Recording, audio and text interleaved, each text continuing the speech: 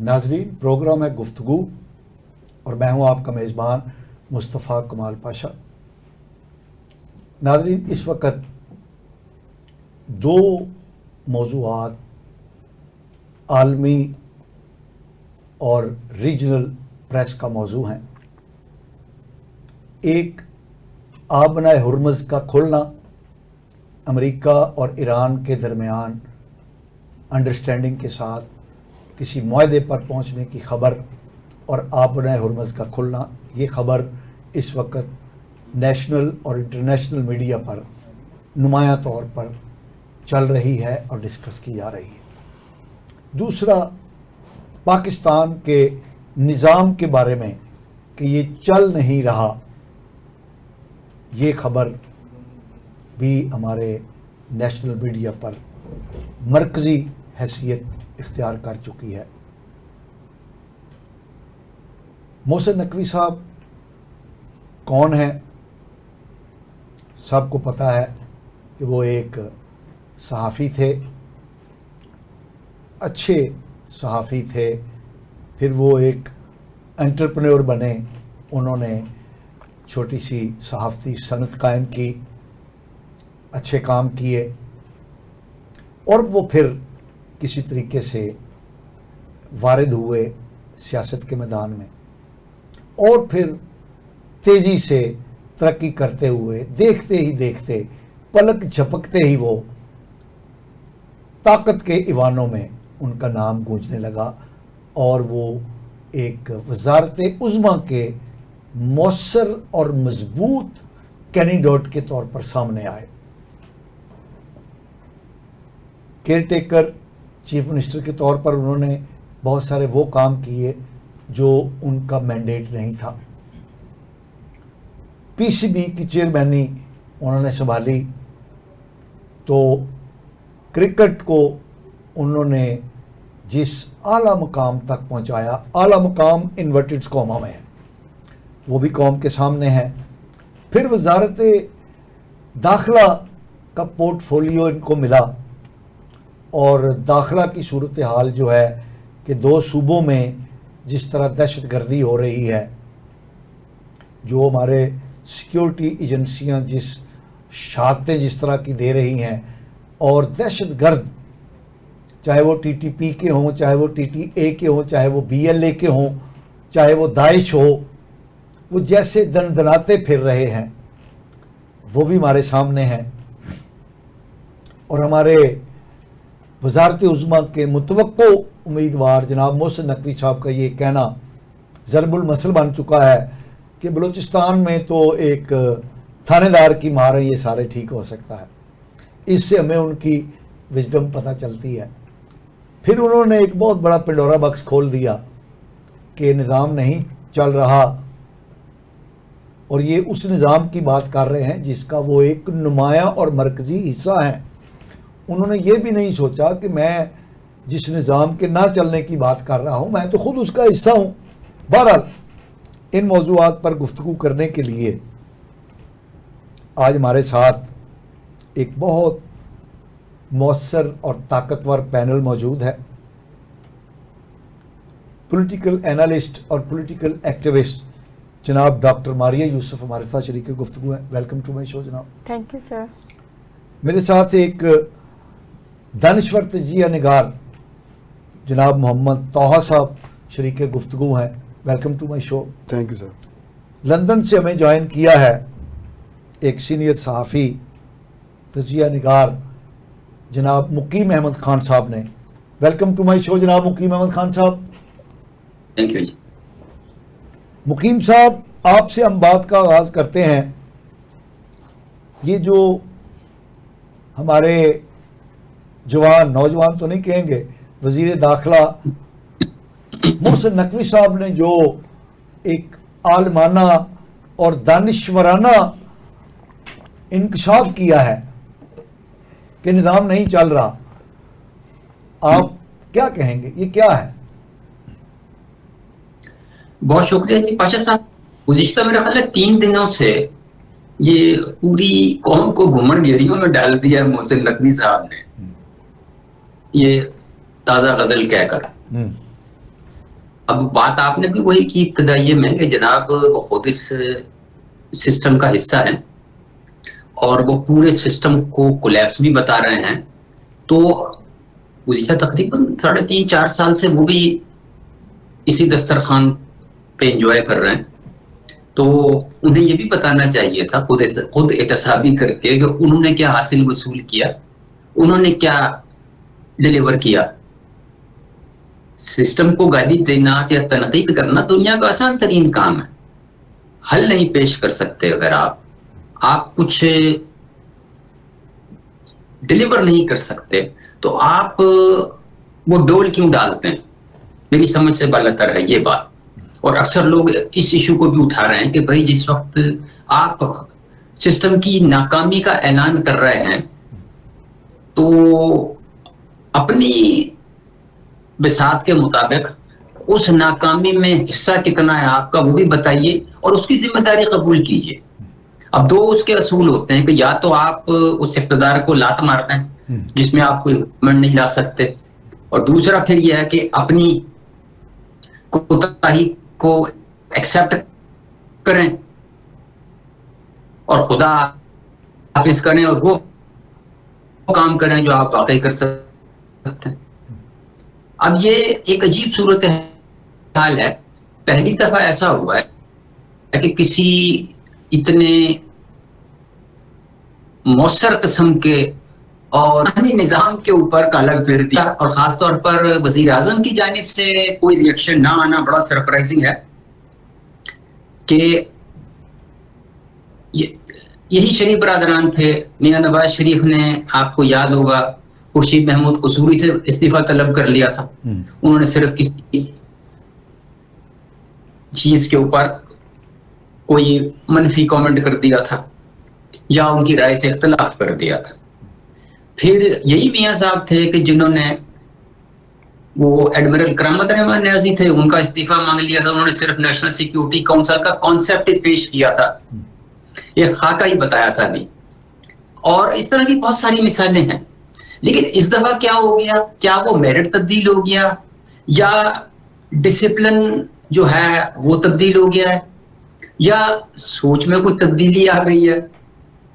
بڑا ایک یعنی دلچسپ مرحلہ ہے ہماری پارلیمانی سیاست کا کہ وہ ابھی آج انہوں نے پھر اسی بیان کے اوپر بھی قائم دائم ہو گئے دوبارہ سے. ایک دن پہلے وہ بیان سے ایک دن پہلے صدر زرداری سے مل کے آئے تھے. بیان دینے کے بعد اگلے دن وہ وزیر اعظم سے بھی مل لیے. رانا ثناء اللہ نے بھی جو ہے وہ کچھ اٹکیلیاں کر دیں اس کے بعد, اور پھر یہ کہہ دیا کہ جی وہ ہماری قیادت نے منع کر دیا کہ جناب اب مزید اس مصرے کے اوپر شاعری نہیں کی جائے گی. تو اب دیکھتے ہیں کہ یہ مشاعرہ جو ہے اسی طرح آگے بڑھے گا یا کوئی نیا شاعر آ کے شمع محفل کو لوٹ کر لے جائے گا. جی وکیم صاحب, یہ مختصر بتائیے کہ یہ اپنی زبان بول رہے ہیں یا ان سے کہلوایا گیا ہے؟ دیکھیے اب میری یعنی زبان سے وہ کلمات ادا نہ ہو جائیں, لیکن یہ ہے کہ وہ ای ایم آئی کا ایک ریکارڈ آتا تھا نا جی, اس کا ایک لوگو تھا, His Master's Voice. His Master's Voice. ٹھیک ہے ڈاکٹر ماریا صاحب, جی جی آپ کی کیا ٹیک ہے اس پر؟ جی جی جی سر, جیسے کہ ابھی ہمیں جو لندن سے گیسٹ نے جوائن کیا ہوا تھا اور وہ اپنی ایک رائے کا اظہار کر رہے تھے کہ ظاہر ہے کہ محسن نقوی صاحب جو ایک بڑی ڈیزگنیشن پر بیٹھے ہوئے, ان کا ایک ایک اسٹیٹمنٹ جو ہے وہ پھر سب کو کے لیے بہت ہی امپیکٹفل ہوتا ہے اور بہت ہی امپورٹنٹ اسٹیٹمنٹ ہوتا ہے. سو اس سے بہت ساری چیزیں ریفلیکٹ ہو رہی ہیں کہ ہمارا سسٹم دیکھیں انٹرنلی بھی پولرائزیشن تو ہو رہی ہے, اور اس انٹرنل پولرائزیشن کی وجہ سے ہمارے پروونسز افیکٹڈ ہیں اور اس میں چینجز آنے کی ضرورت ہے. نہیں وہ تو حل انہوں نے بتایا نا, پہلے تو ہم سسٹم کی بات کریں نا, آپ تو حل کی طرف چلے گئی نا. پہلے یہ بتائیے کہ کیا واقعی سسٹم ناکام ہو چکا ہے؟ وہ تو حل انہوں نے بتایا نا کہ صوبے بنا دیے جائیں. دیکھیں اس ٹائم جو ہے نا یہ پاکستان کی بھی ہسٹری میں پہلی دفعہ ہوا ہے کہ جو پولیٹیکل پارٹیز اپوزیشن میں ہوتی تھیں اور جو گورنمنٹ میں ہوتی تھیں وہ ایک ساتھ اس ٹائم گورنمنٹ میں، تو ان کو جو ہائیلی پولرائزڈ گروپ ہوتے تھے ان سب کو یونائٹ کر کے یہ گورنمنٹ بنائی گئی. کیوں بنائی گئی؟ تاکہ پاکستان کو جو ہے وہ استحکام دیا جا سکے، اسٹیبلٹی دی جا سکے، اور جو پاسٹ کی گورنمنٹ کی وجہ سے جو اتنی زیادہ اس میں چیلنجنگ سچویشن فیس کی تھی اس سب کو اوور کم کیا جا سکے. یہ جس پاسٹ کی گورنمنٹ کا آپ ذکر کر رہے ہیں کس نے بنائی تھی؟ جو سسٹم لے کر کے آتے ہیں انہوں نے بنائی تھی. جس سسٹم کی آپ بات کر رہے ہیں وہ بھی یہ سسٹم نے ایک ڈیزائن کیا کہ ایٹ لیسٹ ہم پاسٹ میں جو ناکام تو وہ ہوئے نا، جو پہلے سسٹم لے کر آئے تھے وہ بھی نہیں چل سکا.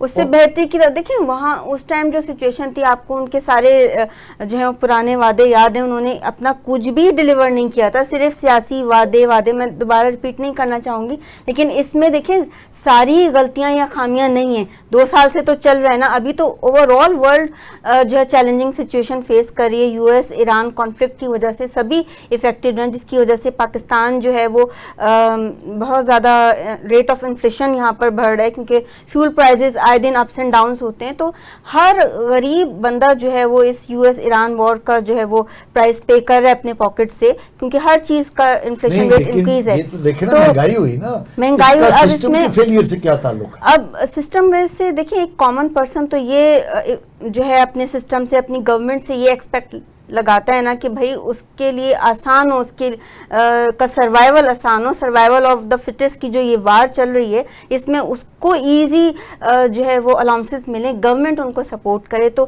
ظاہر ہے سب کی طرف سے ایک چیلنجنگ سچویشن ہے. اس میں انٹرنیشنل سچویشن کے بھی پریشرز ہیں، انٹرنل پولرائزیشن کے بھی پریشرز ہیں. تو اس سب کو سینیریو کو دیکھتے ہوئے اور جو کچھ پولیٹیکل ابھی آپ کو پتہ ہے الیکشنز ہو رہے ہیں، ان سب سینیریو کو دیکھتے ہوئے محسن نقوی صاحب نے یہ اسٹیٹمنٹ دیا ہے.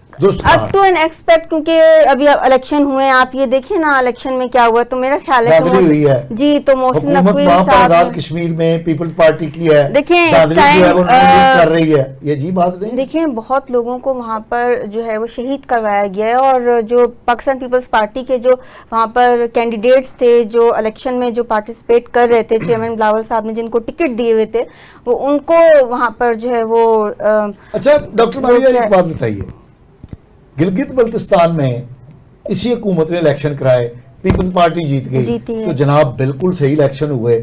کشمیر میں اسی حکومت نے الیکشن کرائے، پیپلز پارٹی ہار گئی تو جناب دھاندلی ہوگی. سر وہاں پر ووٹ ڈلے ہیں، گلگت بلتستان میں ایسے لڑائی پلے ہوا ہے کیونکہ پیپلز پارٹی جھگڑے نہیں ہوئے. یہاں پر دیکھیں ووٹ لینے کے لیے انہوں نے جھگڑے کروائے. کینڈیڈیٹ جو تھے چیئرمین صاحب کے سلیکٹ کیے ہوئے، ان کو انہوں نے جو ہے وہ آپ کو پتہ ہے کہ زخمی کروائے، ان کے اوپر اٹیکس کروائے، اسلٹیشنز ہوئے وہاں پہ. پتہ چلا ہے جس کو وہ جو پیپلز پارٹی کا کارکن مرا ہے وہ پتہ یہ چلا ہے کہ وہ تو ہارٹ اٹیک سے مرا ہے، اور اب پیپل پارٹی کہہ رہی ہے جو انہوں مار دیتا ہے. سر دیکھیں میرے پاس جو رپورٹ آئی ہے، مجھے جو رپورٹ بتائی گئی ہے وہ یہی بتائی گئی ہے کہ ان لوگوں نے جو ہے کافی زیادہ وہاں پر دھاندلی کی ہے اور وہاں پر لڑائیاں کی ہیں. دیکھیں الیکشن لڑیں اور فیئر الیکشن لڑیں، جو کینڈیڈیٹس ہیں جو جن کے سپورٹرز ہیں ان کو ووٹ ڈالنے دیا جائے، اس میں حالات نہ خراب کیے جائیں، ووٹ ڈالنے نکلیں. سر میں 2-3 چیز باتیں اس لیے امپورٹنٹ کروں گا. ایک تو میں کسی کی سائڈ نہیں لوں گا. دیکھیں بات ویسے آپ کو اجازت ہے آپ لینا سائڈ نہیں سر کیونکہ میں بات وہ کروں گا کیونکہ سر میرا نا بہت زیادہ ینگسٹرز کے ساتھ رہتا ہے، یونیورسٹیز میں، اداروں کے ساتھ، بچوں کے ساتھ، کمیونٹی ڈیولپمنٹ کے ساتھ. تو ڈیلیور تو کچھ ہوا نہیں ہے. جو محسن نقوی صاحب نے کہا نا دا سسٹم از کولیپسڈ. دیکھیں اس کی ریزن اگر اس کو دیکھا، اگر اس کو نارمل پازیٹیو بھی لیا جائے نا، اگر اس کو نہ کھینچا جائے کوئی نیگیٹو، کسی پولیٹیکل نہ ڈالا جائے کسی چیز کے اندر، تو میرا خیال کہ سسٹم تو ساری بڑی دیر سے آواز ہے کہ سسٹم تو ڈیلیور نہیں کر رہا تھا. انہوں نے یہ بھی ایک فکر ہے ساتھ جو سننے میں میرے تک آیا کہ جی وہ آپ لیپ ٹاپس نہ دیں، بچوں کو ان وظیفوں کے پیچھے نہ لگائیں، یہ فلاں سپورٹ کے پیچھے نہ لگائے، دے نیڈ جاب، ان کو ایک ارننگ چاہیے، ان کو چیزیں چاہیے. اچھا میں جب اس کا بہت زبردست ہے کہ آپ جس بھی ینگسٹرز میں چلے جائیں، وہ آپ ڈاکٹرز کی لائن میں چلے جائیں، میڈیکل یونیورسٹیز میں چلے جائیں، آپ انجینئرنگ سائٹ پہ چلے جائیں، آپ IT سائٹ پہ چلے جائیں. اچھا تقریباً 80% ڈیلی بیسس کا ہمیں کہتے ہیں یار ہمیں سمجھ ہی نہیں آ رہی پاکستان میں کیا ہو رہا ہے، what is going on actually on ground.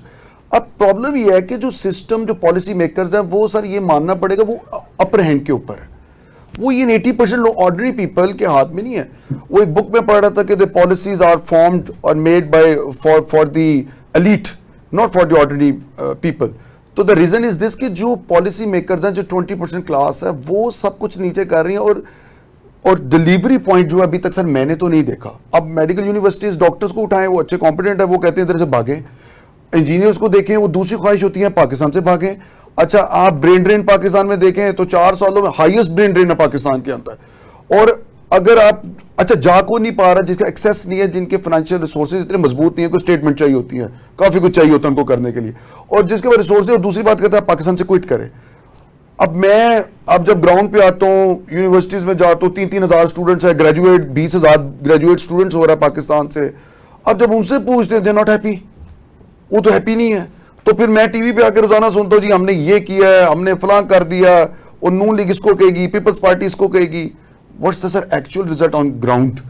اب بچے زمانہ وہ تو نہیں سر رہ گیا نا. ویسے تو ہم کہتے ہیں اب اے آئی ہر جگہ ہونا چاہیے, انکوبیشن سینٹرز ہیں, انٹرپرینیورز ہیں, تو کیا مطلب بچوں کے ذہن اتنے بڑے نہیں ہو گئے اس نے دیر کے اندر کہ وہ چیزوں کو نہیں سمجھتے. کہ ہمارے ساتھ ایک پراپر ایک ہارورڈ کی کیس اسٹڈی میں تھی, اس میں لکھا تھا دا پاکستان, جب بھی کوئی پولیٹیکل پارٹی اس کو ٹیک اپ کرتی ہے, آتی ہے, لیتی ہے, تو کہتی ہے کہ پاکستان نازک موڑ کے اوپر ہے. یہ نازک موڑ ساتھ اب 15 سال سے تو ہمارے سامنے بھی ختم نہیں ہو پا رہا.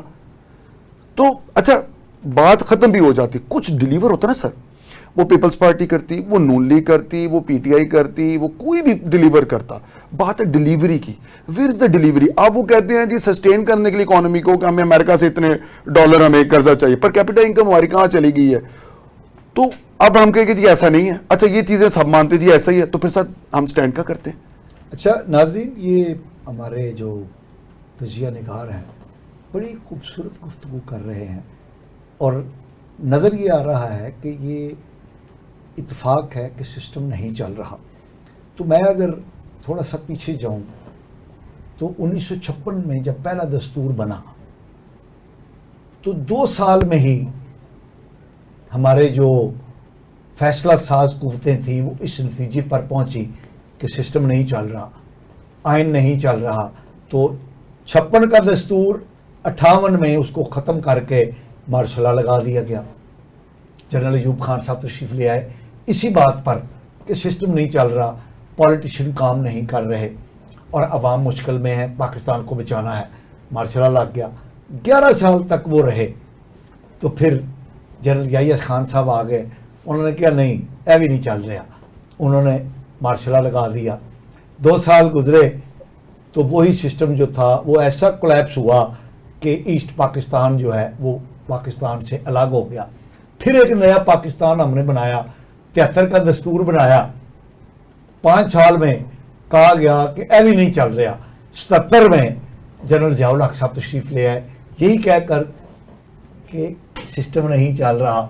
چلتے چلتے ہم 88 تک پہنچے تو پتہ چلا کہ اب شاید مارشل لا کی چھتری ہٹنے کے بعد ضیاء الحق صاحب شہید ہو گئے تھے. تو پھر 88 سے لے کر 89 تک پیپلز پارٹی اور نون لیگ نے مل جل کر نظام کو چلایا. تو پتہ چلا کہ ایوی نظام نہیں چل رہا. جنرل مشرف صاحب آ گئے 89 میں, ایسے ہی سر. اس کے بعد 10 سال تک 9 سال تک جنرل مشرف جو ہے وہ اپنا نظام دیتے رہے. پتہ لگ گیا کہ ایوی نہیں چل رہا.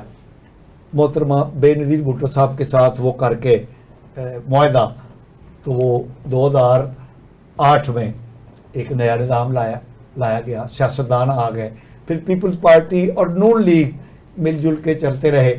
تو پھر پتہ چلا کہ یہ بھی نہیں چل رہا نظام. تو پھر ایک خوبصورت ونڈر بوائے جو ہے وہ ہمارے جو فیصلہ ساز قوتیں تھی وہ لے کر آئیں کہ جناب اے جڑا ہے اے مسائل دا حل ہے. عمران خان صاحب تشریف لائے. تو چند سالوں میں پتہ لگ گیا کہ اے بھی نہیں چلنا. پھر ہم نے ایک نیا نظام تشکیل دیا, چند سال ہی وہ چلا, ہائیبرڈ نظام. تو آج ہمیں کہا جا رہا ہے کہ اے بھی نظام نہیں چل رہا. مقیم صاحب کیا کہیں گے آپ؟ میں نے آپ کے سامنے تاریخ بیان کر دی ہے, تجزیہ تو میں نہیں کر سکتا, آپ کیونکہ سینئر آدمی ہیں, لندن میں بیٹھے ہوئے ہیں, آپ کی بڑی وسیع نظر ہے. کیا دیکھتے ہیں آپ, کیا ہوگا آگے؟ سر دیکھیے جس وقت یعنی कोई बिस्तर लपेटा जाता है ना किसी का, तो कोई ना कोई बहाना बना दिया जाता है कि वो छत लीक हो गई थी, रजाई में चूहे घुस गए थे, वगैरह वगैरह। तो गुजारिश ये है कि ये सब बहानेबाजी है कि हर हुकूमत जो गई उसके ऊपर कोई ना कोई इल्जाम लगाया गया, दुरुस्त या गलत। तो ये चीजें हुई हैं और होती रही। तो गुजारिश ये है कि हमारे यहाँ तो हमने मुल्क को तजर्बागाही बनाए रखा है। 78 साल हो गए हम ये ड्रामेबाजियां देख रहे हैं, और अभी भी कभी आईनी तरमीम की बात हो जाती है, फिर एक शोशा और है वो सदारती निज़ाम का है। निज़ाम कोई भी अच्छा या बुरा नहीं होता, उस निज़ाम का इस्तेमाल जो है वो आपको बताता है कि नतीजा क्या होगा। अब उसकी एक बड़ी दिलचस्प मोड़ पे गुफ्तगू आ गई। ओके नाज़रीन, हमारी माहिरीन से गुफ्तगू जारी रहेगी। हम एक शॉर्ट ब्रेक पर जा रहे हैं, हमारे साथ रहिएगा। नाज़रीन वेलकम बैक। मुकीम साहब, आपकी गुफ्तगू से मुझे ये तासुर मिल रहा है कि बिस्तर जो है वो लपेटने की तैयारी हो रही है, और बिलावल भुट्टो साहब ने जैसे कहा है कि उल्टी गिनती शुरू हो गई है, तो क्या ये बात दुरुस्त है?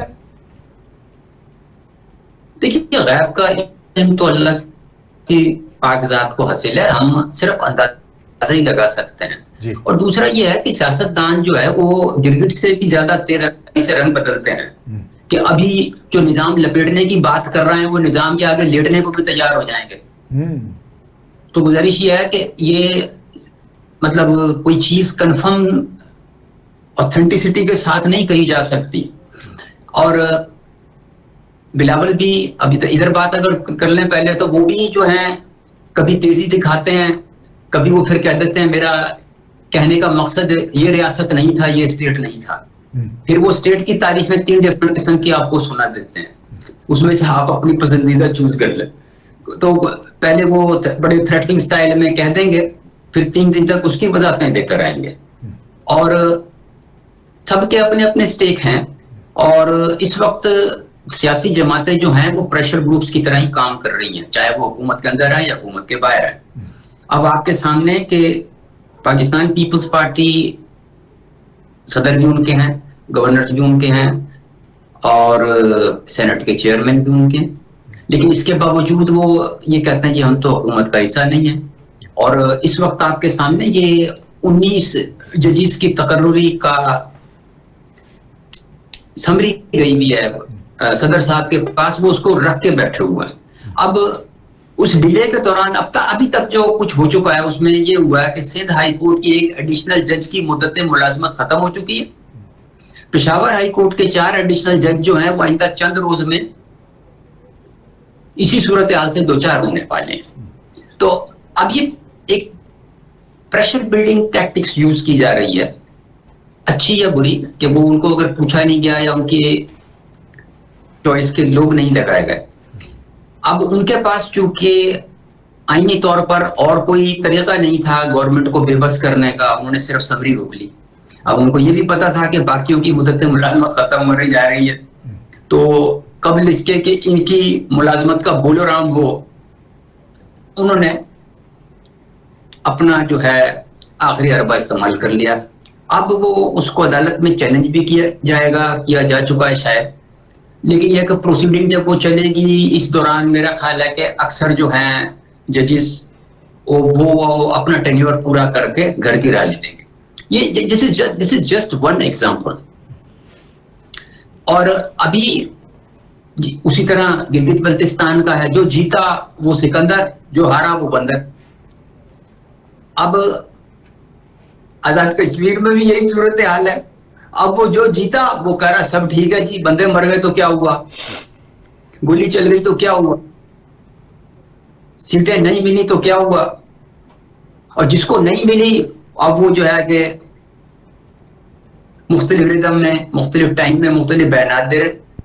कभी कह रहे हैं कि जी इलेक्शन दोबारा कराए जाएं, कभी ये कह रहे हैं कि हमारे साथ ज्यादती हो गई है, اور پھر واقعات بھی بڑے عجیب ہوئے کہ وہ جو قائم مقام صدر ہیں چودھری لطیف اکبر، ان کے اوپر حملہ ہو گیا.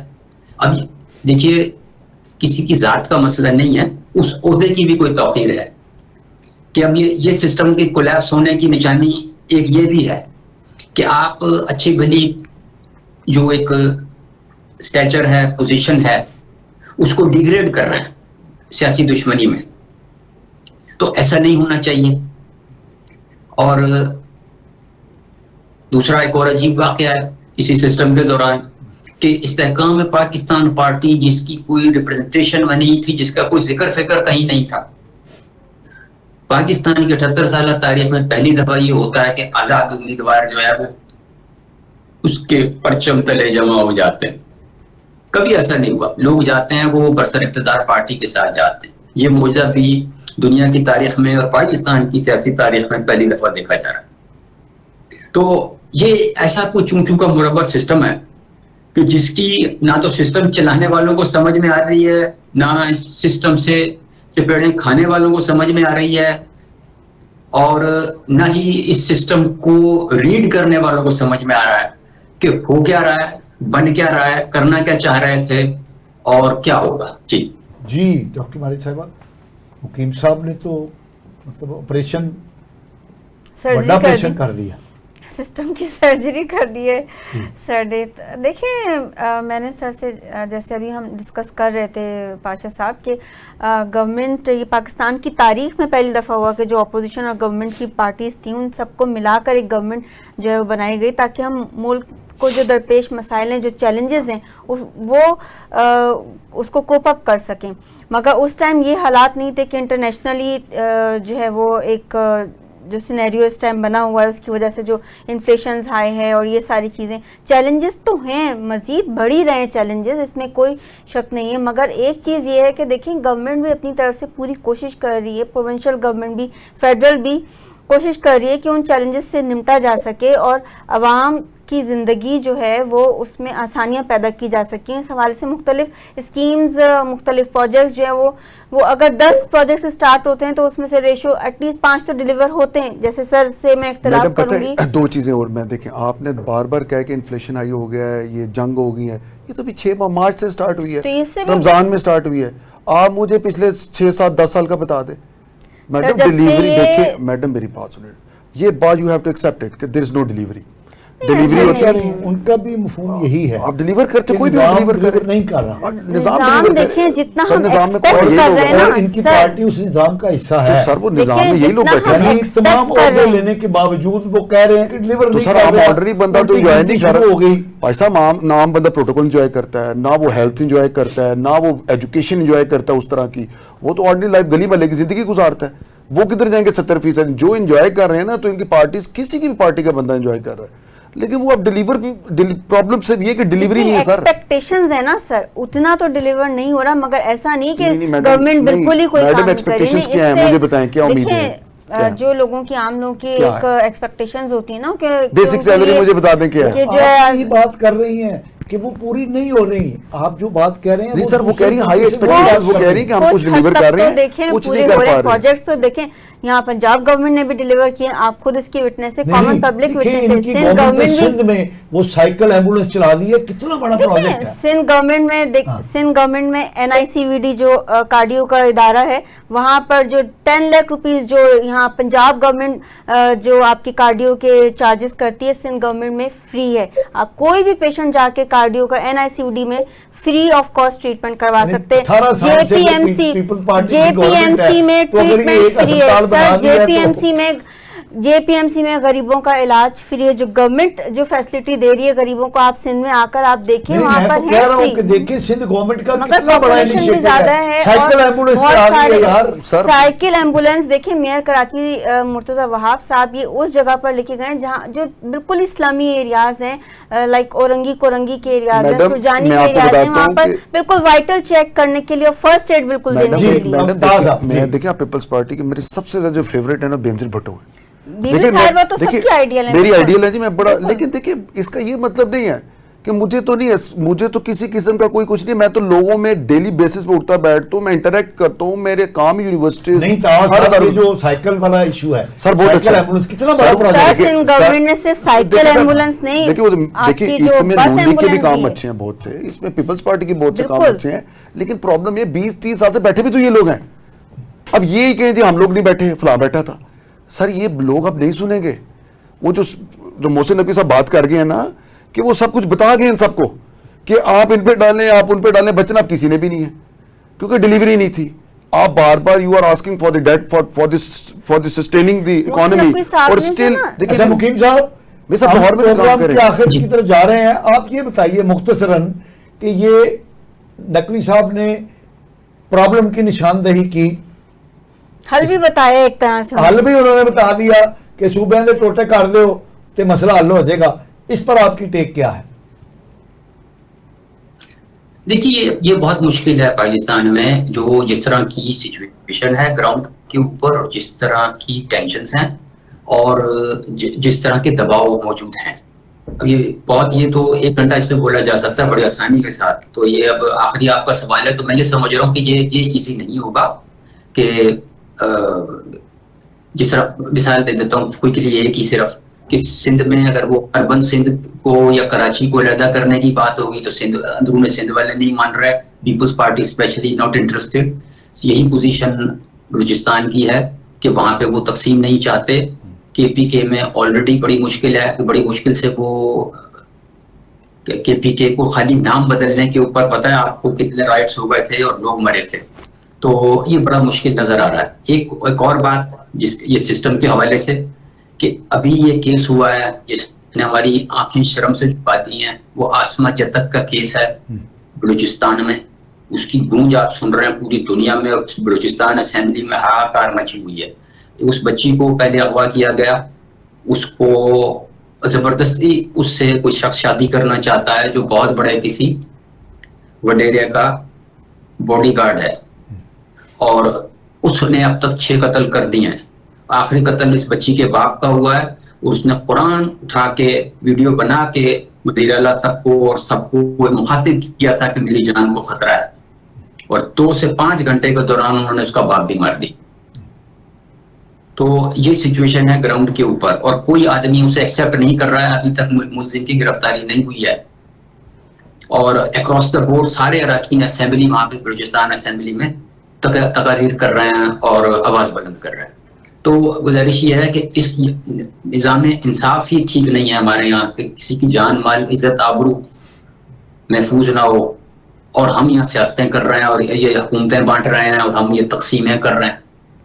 کوئی بھی چیز قابل عمل نہیں ہے, کوئی بھی چیز مناسب مثبت یا قابل عمل نہیں ہے کہ جب تک عام آدمی کی بنیادی ضروریات پوری نہ ہوں, جس میں اس کی جان مال عزت آبرو کی حفاظت اور تعلیم صحت کے نظام اور اس کی فراہمی یقینی نہ ہو.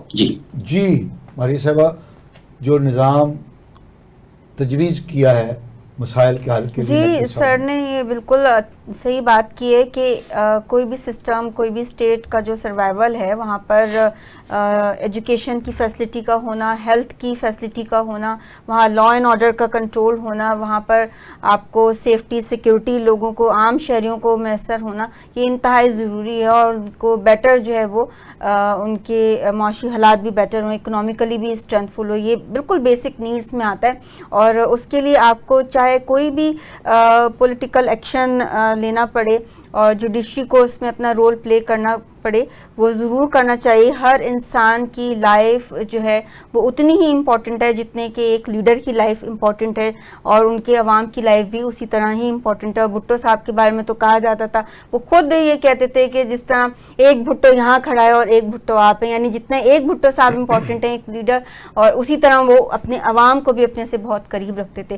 تو میں یہ سمجھتی ہوں کہ جیسے قائد اعظم محمد علی جناح جو فاؤنڈر آف پاکستان ہیں, ہمارے لیے پراؤڈ ہیں, کہ جس طرح وہ یہ کہتے تھے کہ پاکستان کا جو مستقبل ہے وہ نوجوانوں کے ہاتھوں میں ہے. تو آج وقت ہے کہ نوجوان لوگ جو ہیں وہ سب یونائٹ ہو جائیں اور پاکستان پیپلز پارٹی کی جو پرعزم نوجوان قیادت ہے اس پر بیعت کر لیں. چیئرمین بلاول بھٹو صاحب کے ساتھ مل کر جو ہے اس ملک کو درپیش مسائل جو چیلنجز ہیں ان کو کوپ اپ کرنے کی کوشش کریں, ان کا ساتھ دیں, بی بی آصفہ بھٹو صاحبہ کا ساتھ دیں اور ان کے نمائندوں کا, ان کی ٹیم کا ساتھ دیں اور ملک کو مسائل کی دلدل سے نکالا جائے. مسائل کے اچھا, جو حل نقوی صاحب نے جو حل پیش کیا ہے صوبوں کی تقسیم, کیا آپ سمجھتے ہیں کہ سر دیکھو سولوشن تو وہ ٹھیک ہے نا کہ جتنی ایک حال انہوں نے پیش کر دیا ڈیسینٹرلائز, ہاتھوں میں ہاتھ دو, بلاول بھٹو کا ساتھ دو. سر دیکھیں اگر وہ اس بات کا جواب دو بالکل دیں, ان کی پارٹی وہ دینا چاہیے, وہ اپنی طرف سے ٹھیک بات کر رہی ہوگی. مجھے ایک بات بتائیں, یونٹ 200 کے اوپر یونٹ کتنے کا پڑ رہا ہے اس ٹائم؟ بیسک نیڈز کی بات کر رہی ہے نا, مجھے بتائیں یونٹ کتنے کا؟ 49 کا پڑ رہا ہے یونٹ. تو بیسک نیڈز تو آج تک پوری نہیں ہو سکی. ہر گھنٹے میں بجلی کا یونٹ بینک ہے سر. اب پوچھیں نا لوگوں سے, آپ تو یہاں بیٹھ کے ڈیلیور دی ہیں سر. نہیں وہ یہی تو کہہ رہے ہیں نا کہ بلاول بھٹو سال صاحب سے 25-30 سال سے آپ لوگوں کا تو ساتھ ہی دے رہے ہیں سارے. میں نے تو آپ کو پہلے بات ختم کی کہ بینظیر بھٹو صاحب میری سب سے فیوریٹ ہیں, لیکن اب میں کیا کروں, ادھر کچھ ڈیلیور نہیں ہے. جب میں لوگوں میں بیٹھتا ہوں تو وہ اسٹریٹ پہ آپ کو بتا دیتے ہیں آپ کس جگہ پہ. دیکھیے پاور کو سر جتنا ڈی سینٹرلائز کرتے ہیں, یاد رکھیں جب ایک ہاتھ میں طاقت رہتی ہے اس کا فائدہ بھی ہے نقصان بھی ہے, لیکن جو آپ ڈیلیور کریں گے, جیسے وہ لوکل گورنمنٹ ہوتی ہے, وہ یو سی کے چیئرمین, وہ تو لوگوں کی بات سنوائی زیادہ ہوتی ہے. جتنے صوبے, میرا خیال ہے میری ذاتی رائے کہ جتنے صوبے زیادہ بنیں گے سر ڈیلیوری زیادہ ہوگی, ہیلتھ کے کام ٹھیک ہوں گے, جوڈیشری بہتر ہوگی, لا انفورسمنٹ اچھا ہوگا, یہ سیکیورٹی سسٹم, یہ جتنی چیزیں بیسٹ رہیں گی.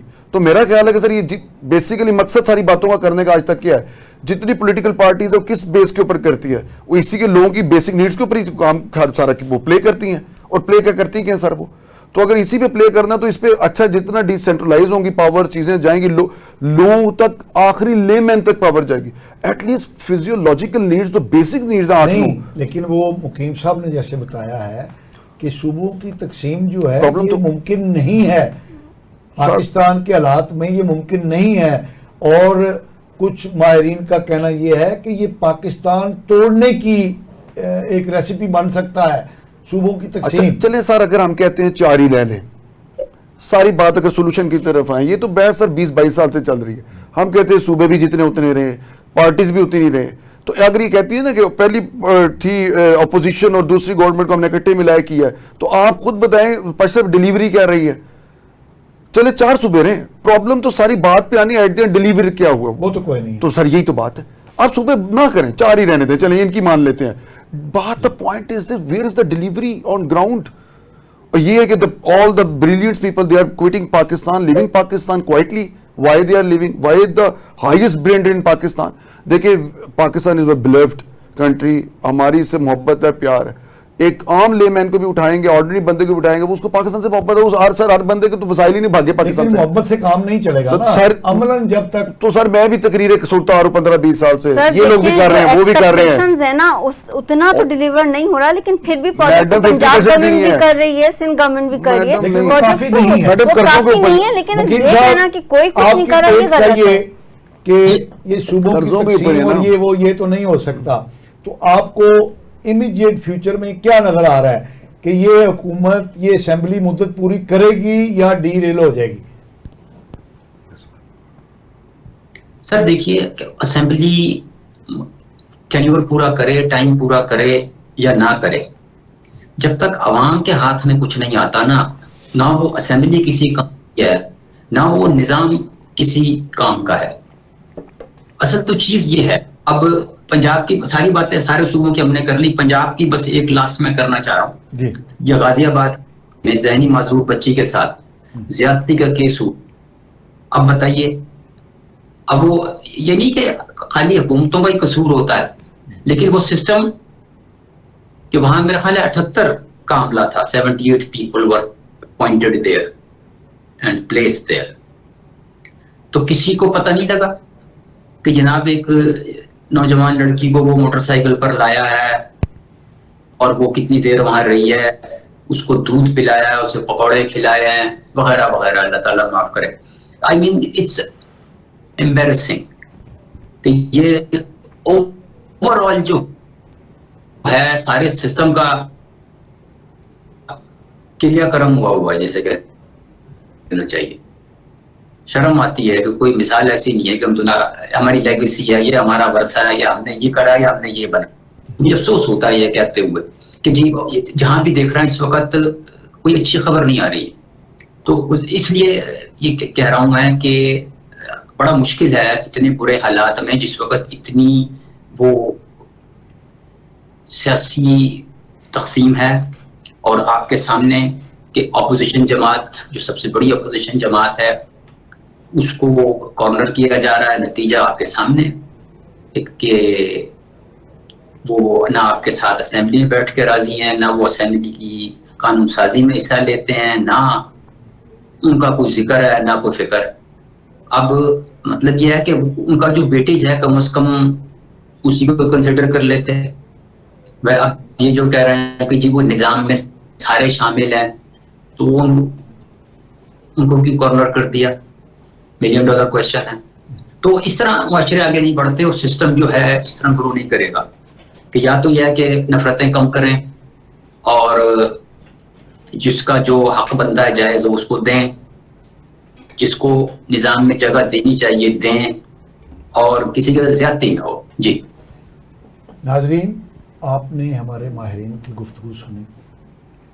कोई मसाइल की निशानदेही तो बड़े वाज़ेह अंदाज में की जा रही है, हर सतह पर की जा रही है और वो दुरुस्त अंदाज में की जा रही है, लेकिन उसके हल के बारे में, मुस्तकबिल के बारे में कोई वाज़ेह लाया अमल, कोई वाज़ेह नुक्ता नज़र, कोई वाज़ेह नज़रिया हमारे सामने नहीं है।